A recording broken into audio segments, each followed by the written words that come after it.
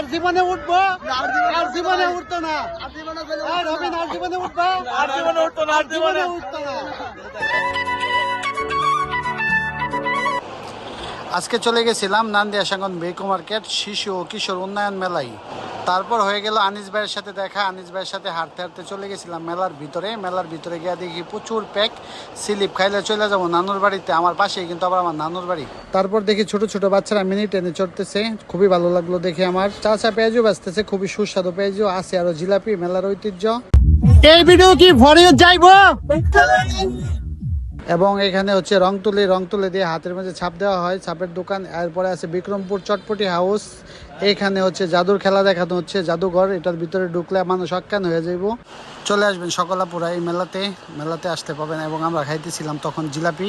এখানে সব সেলিব্রিটি আর সেলিব্রিটি, ওহ কি সেলিব্রিটি গণরা সবাই।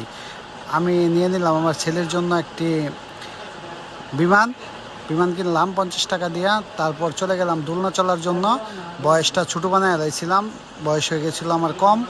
পরে দোলনাতে উঠলাম, দোলনাতে উঠে হেরা দোলনা খাইলাম আমরা। দোলন খাইতে খাইতে মাথা মুথা ঘুরে গেছে গা। সামনে সব হচ্ছে ছোটো বইনাঞ্চারি। রবিনে আমার সামনে দাঁত বাসায় হাসে, দেখেন আমার দাঁতের কালারটাও সাদা, কোনো সমস্যা নাই, মনে কোনো কাদা নেই, খালি আছে মেলাতে কাদা আর কাদা। স্লিপ খাইলে এই মাথাতে। গ্রাম ভিত্তিক মেলা, খুবই সুন্দর ছিল মেলা এবং মনোরম একটা পরিবেশ ছিল, খুবই ভালো লাগলো মেলাতে ঘুরে।